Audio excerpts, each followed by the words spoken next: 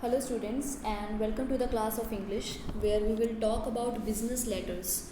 So in the last video we discussed about the meaning, format and some language expressions which can be used in formal writing. Okay, so I told you to revise them properly. So if you haven't, please go through them again, okay, as it will greatly help you in writing the content section, the most important one. Okay, so today we will discuss about various categories under business or official letters. Okay, so these are the categories under business letters. The first one is making inquiries, registering complaints, placing order, letter to the editor and the application. Okay, see, application for a job is different from the letter writing. Okay, but I have included the topic in the same video just for the reason that there will be a single question in your exam. Okay, with internal choice. That means there can be a choice between a letter and a letter, or it can be a choice between a letter and an application. Okay, so that's why I have included application for a job in the same video. Okay, and somehow both are similar, but uh, with a little bit difference.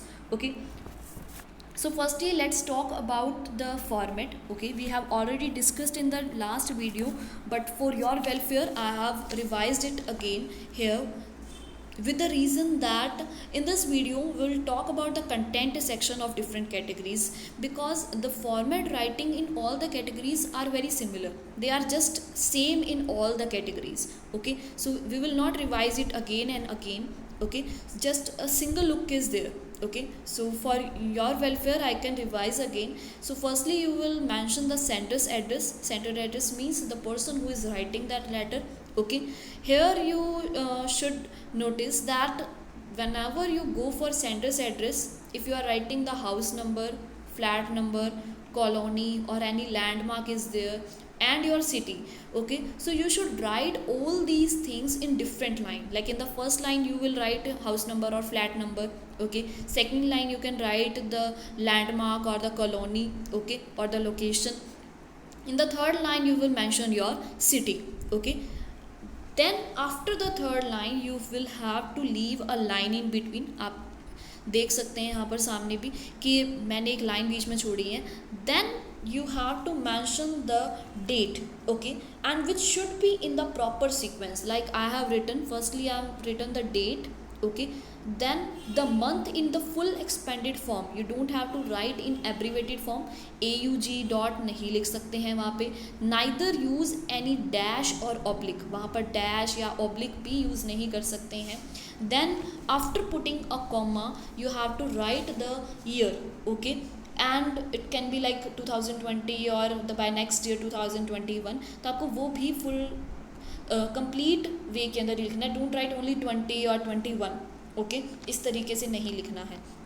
Next, again after leaving a line you have to mention the address of the receiver.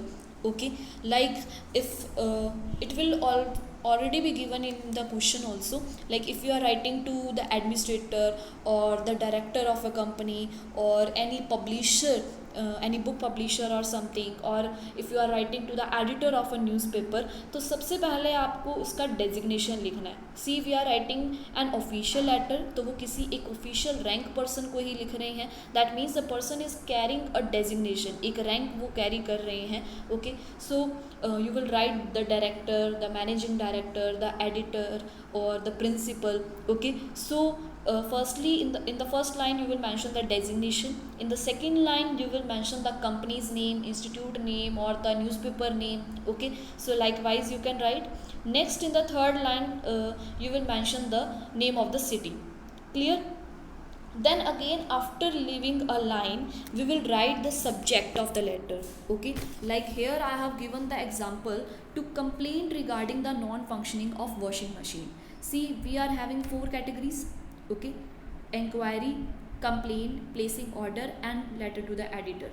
Okay, so the first word of the subject would be the same. जो हमारी category है, complain है, inquire है, हम वही word लिखेंगे. Like to complain regarding this, जो भी आपका आइटम है.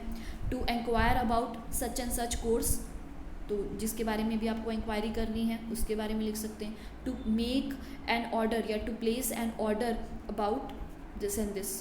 ठीक है, जो भी आपको बुक्स चाहिए तो उसके बारे में क्या ऑर्डर प्लेस करना है वो आप मेंशन करेंगे. ओके, अगर किसी आप एडिटर को लिख रहे हैं तो उसके अंदर भी आप कंप्लेन वर्ड यूज़ कर सकते हैं. ओके, या टू इन्फॉर्म वर्ड यूज़ कर सकते हैं. So likewise you have to write the subject. Okay, here I want to tell that the subject should be very simple and concise form. Okay, बहुत ही छोटी wording के अंदर आपको लिखना है. Do not go in details. Subject के अंदर ही आप अगर डिटेल्स को मेंशन कर दोगे so what will you right in the content section. Okay, because the complain या जो भी आपका सब्जेक्ट होगा वो ऑलरेडी आपको क्वेश्चन के अंदर गिवन होगा with hints also. Like here I mention the non functioning of washing machine. Okay, तो जो किस तरीके की जो प्रॉब्लम्स आ रही है वॉशिंग मशीन में तो वो भी आपको क्वेश्चन के अंदर गिवन होगी. वो सिर्फ आपको एक्सपेंडेड फॉर्म के अंदर कंटेंट सेक्शन में मेंशन करनी है. Okay, so please don't go for any elaborative form in the subject. Okay, बहुत ही सिंपल और शॉर्ट वर्डिंग्स के अंदर आपको अपना सब्जेक्ट लिखना है. Okay, then again after leaving a line you will write the salutation. Okay, salutation means you are greeting that person. Okay, so you may write sir or ma'am, whatever you want to write, because designation does not tell about the gender of the person. Designation नहीं बताता है कि वो जो person है वो किस gender से है, whether the person is male or female. तो वहाँ पर आप अपनी मर्जी से sir और ma'am को use कर सकते हैं. Okay, now comes the main section of the letter, that is body or content. and इस वीडियो के अंदर हम बॉडी और कंटेंट के बारे में ही पढ़ेंगे under different categories. Okay, so before going to the content section let's talk about the format. तो बॉडी के बाद क्या है, हम कॉम्प्लीमेंट्री क्लोजर लिखते हैं. Complimentary closure, we are ending up our letter. Okay, हमें अपनी लेटर को कंप्लीट करना है. So you will just thank them, जो पर्सन है उसको थैंक करेंगे. So you can write yours faithfully और योर सिंसियरली और your thankfully, affectionately. So such words can be used in the closure. And at last you will mention your name. Okay, so let's talk about our first category, that is making enquiries. Okay, so before starting this topic I want to tell you 4 points regarding letter writing. Okay, tips कह सकते हैं, कुछ भी कह लो. Okay, so I want to tell 4 things about letter writing. The first thing is that take care of the word limit. Long composition है, आपकी word limit ना ही 120 to 150 words से कम होनी चाहिए, ना ही उससे ज़्यादा होनी चाहिए. ओके, सेकेंड थिंग, जो भी यहाँ पर इम्पॉर्टेंट मार्क किया हुआ है, दैट मीन्स जो फॉर्मेट है, लाइक फर्स्ट हम सेंडर्स एड्रेस लिखते हैं, डेट लिखते हैं, रिसीवर्स एड्रेस लिखते हैं, जितने भी हम लाइन गैप्स देते हैं. So just take care of the format. Clear. Third one is, जो भी हम लेटर राइटिंग के अंदर लिखेंगे, okay, that should go along with the margin. Okay, हम मार्जिन के साथ ही उसको मेंशन करेंगे. Do not go for left hand side of the page और right hand side of the page, जो हम प्राइमरी क्लासेस से करते आ रहे हैं. Just leave all those things. What ever you will right you should write along with the margin. Okay, fourth and the main point is that when ever you go for long composition, मैं सिर्फ letter writing की बात नहीं कर रही हूँ, I am talking about long composition, whether you are writing article writing, speech writing, report writing और letter writing. In any of the long composition just take care that you should start it with a new page in your answer sheet. Okay, never go for in the middle of the page. जहाँ भी आपका जो previous question complete हो रहा है, never go for writing a long composition below it. Okay, just start it from the new page. You are having a plenty of time and you have given a number of pages in your answer sheet. Around 36 to 38 pages होते हैं और maybe less than that 34 pages भी कोई कम नहीं होते.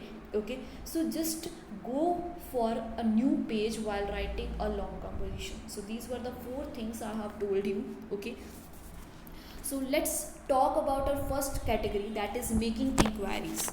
Now enquiries means when we want to enquire about something. जब हमें कहीं से किसी चीज़ के बारे में information gather करनी होती है, that means inquiry.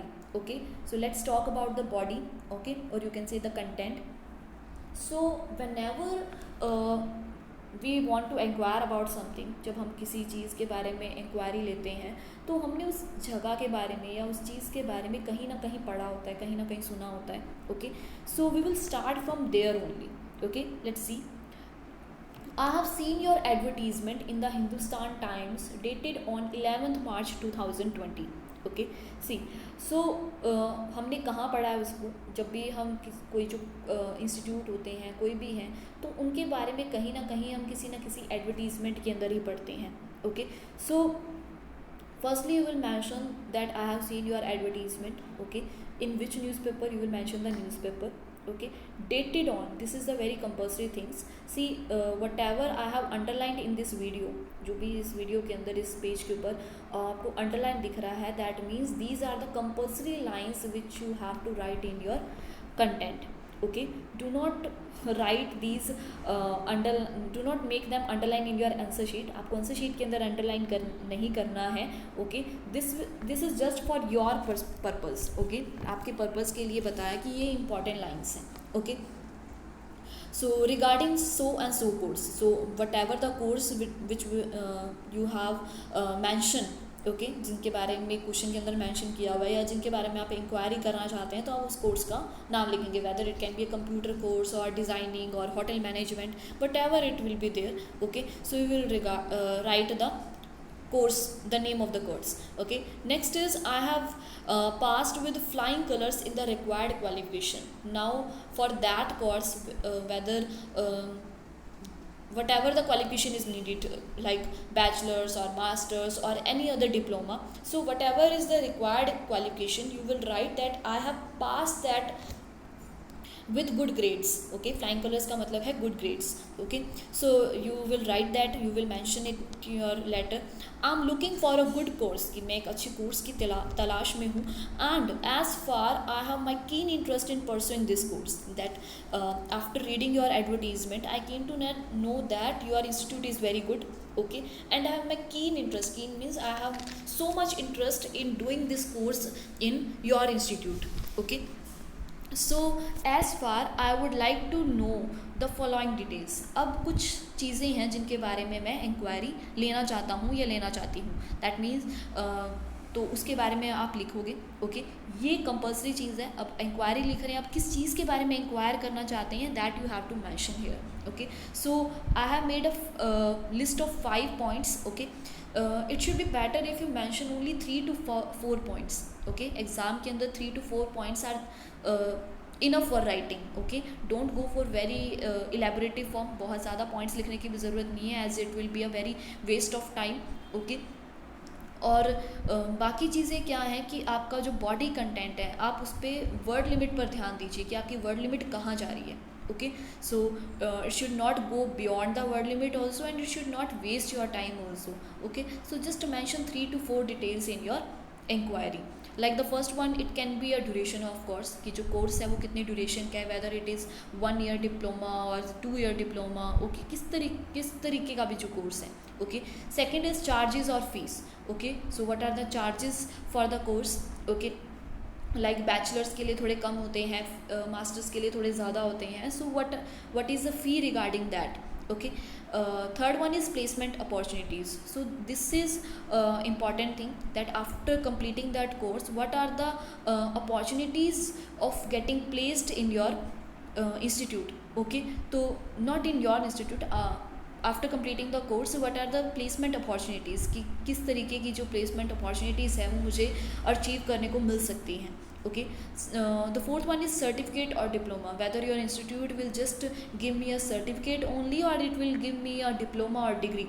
ओके, तो इस तरीके से के कुछ क्वेश्चंस जो है या इंक्वायरीज जो है वो आप पूछ सकते हैं. Next is fee payable in lump sum और instalments. Okay, so it can be added with the second point also, कि जो फ़ी है वो लमसम यानी फुल अमाउंट के अंदर हमें पे करनी है या फिर हम इंस्टॉलमेंट्स के अंदर वेदर क्वार्टरली और हाफ ईयरली हम उसको पे कर सकते हैं. So these are the few points that you can mention in your inquiry. Okay, I have told you just go for 3 to 4 points only.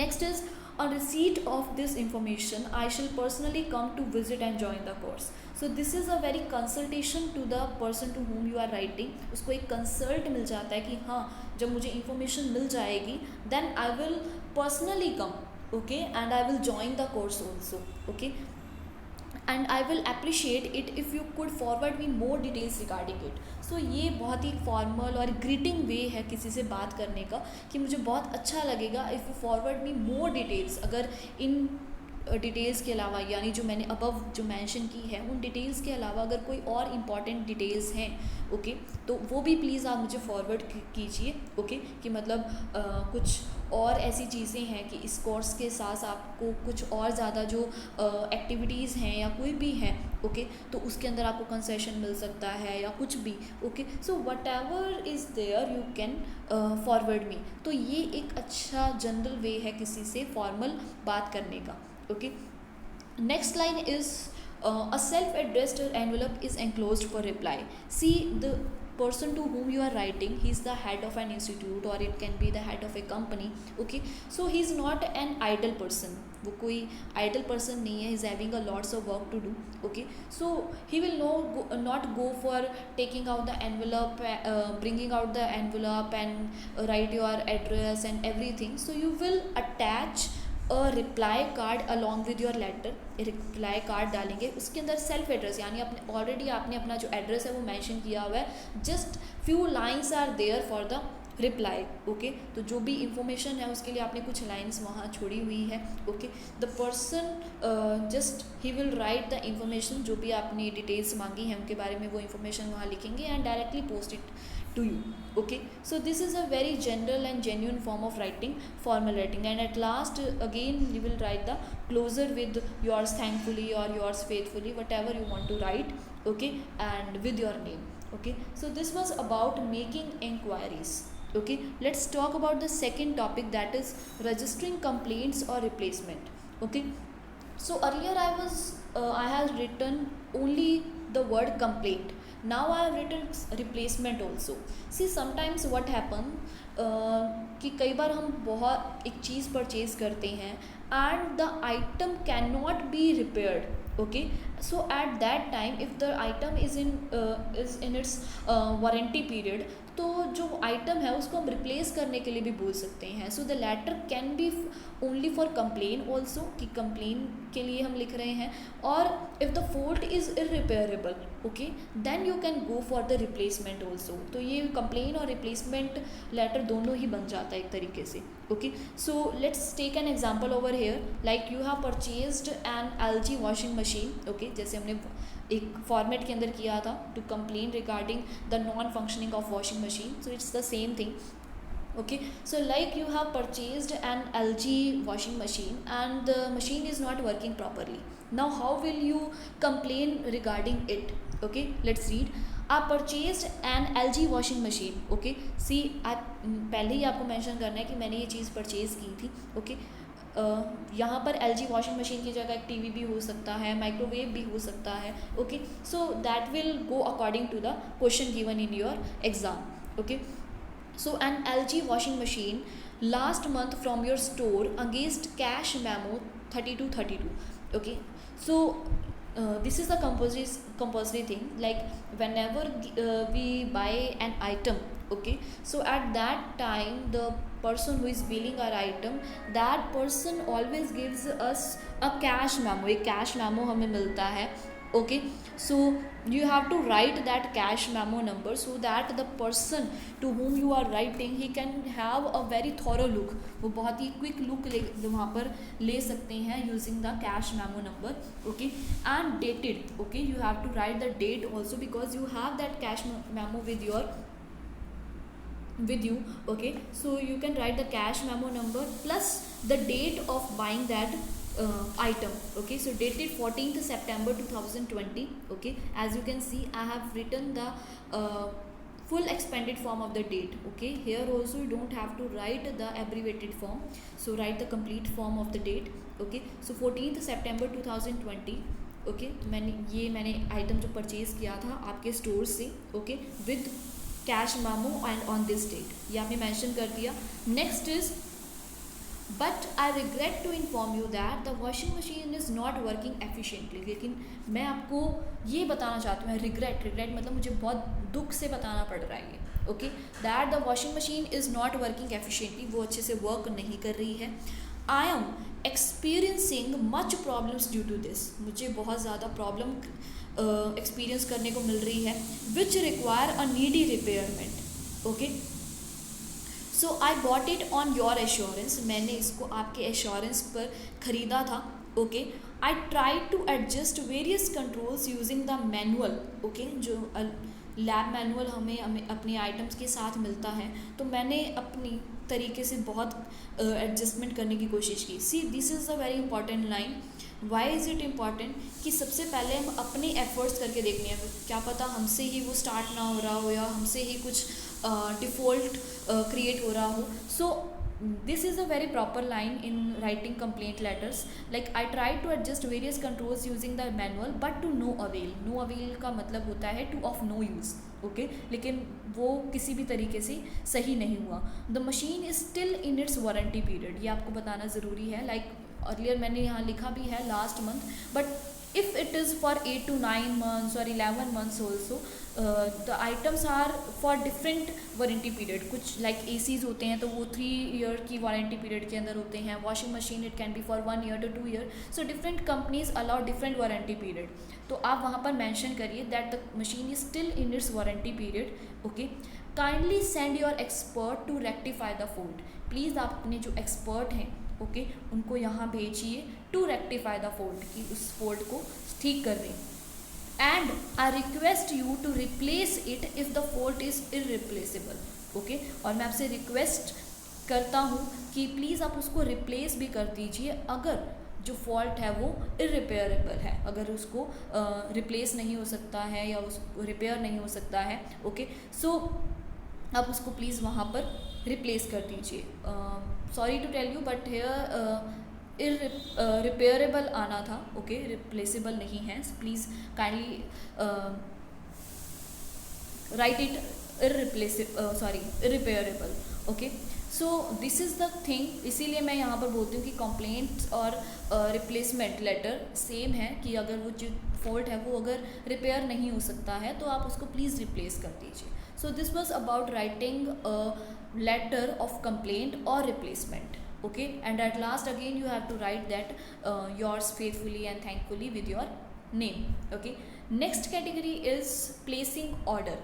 Okay, now see, if you are let me take an example, like if you are a PTI teacher, okay, if you are PTI teacher of a school and you want to place an order of some sports equipment, okay, from the school side to a academy or a sports like whoever is selling that sports equipment. So at that time what will be the matter you will write in your content? Let's see, like you have a good reputation of selling sports equipment। okay, आप ये अच्छी reputation है, then well known sports equipment आप carry करते हैं, they are of superior quality। okay, after going through your catalogue एक listed चीज़ होती है जिसके अंदर हम किसी भी कंपनी या किसी भी जो भी इंस्टीट्यूट है उसके बारे में हम पढ़ते हैं कि क्या क्या वो आइटम ऑफर करते हैं अपने कस्टमर्स को। Okay, so they are of superior quality, वो एक अच्छी क्वालिटी से बिलोंग करते हैं। And after going through your catalogue I am placing an order for the following items as per requirement. जो भी हमारी रिक्वायरमेंट है तो उसके लिए क्या है, हम जो ऑर्डर है वो प्लेस करते हैं। सो द नंबर 1 हेयर सी, मैंने एक सीरीज़ लिखी है, नेम ऑफ द आइटम, जो भी आपको आइटम रिक्वायर हैं वो आप मेंशन करेंगे, and the quantity also. Okay, so you can make a table like this. Okay, so firstly like basketball हमें 18 चाहिए बॉल्स, जो बास्केटबॉल्स हैं, वॉलीबॉल नेट 10 चाहिए, और जो बैडमिंटन रैकेट हैं वो हमें 20 की रिक्वायरमेंट है। So like this you can write any of the name of the item with their quantity. Okay, so all the item should be of good quality, यानी हम पर्सन को हम पहले ही कह रहे हैं कि जो आइटम्स हैं वो एक अच्छी क्वालिटी की होनी चाहिए। ओके, सब standard items will be return, सब स्टैंडर्ड यानी डुप्लीकेट या जो डिफेक्टिव आइटम्स होंगे तो वो रिटर्न कर दिए जाएंगे। These items should be delivered in dash school. Okay, तो जो भी अर्लियर आपने अपना एड्रेस लिखा है, अपने स्कूल का एड्रेस ऊपर सेंडर्स एड्रेस के अंदर लिखा है, then also you will mention the name of the school और द स्कूल कैंपस, ओके, तो कि वहाँ पर जो आइटम है वो वहाँ पर डिलीवर हो जाना चाहिए before 5 PM on any working day. So this is the compulsory thing कि आप कोई भी जो भी आपका स्केड्यूल टाइम है स्कूल का, वेदर 2 PM और 3 PM और what is the arrival and departure time of the school, okay, तो वहाँ आप मेंशन कर सकते हैं ऑन एनी वर्किंग डे। अब हो सकता है शायद मंडे टू सैटरडे आप किसी भी दिन पहुँचा सकते हैं, और you can write any particular date और day also, okay, so that the order should not be delayed by or displaced by any other person, okay। सो आप ये कुछ कंपल्सरी लाइन्स है जो आप मेंशन करेंगे। Next is please send the bill receipt after allowing the maximum discount applicable, okay. So जो bill receipt है वो आप क्या है, जो मैक्सिमम डिस्काउंट जो भी अप्लाई हो सकता है तो उसको अलाउ करने के बाद जो आपका बिल रिसीट है you can send it along with the order, और you can separately give a cash memo या कुछ भी आप जो भी तरीका है उससे आप जो बिल रिसीट है वो सेंड कर सकते हैं। So this was about the placing order, okay. I hope you got the idea of writing all these three: making inquiries, registering complaints, and the placing order.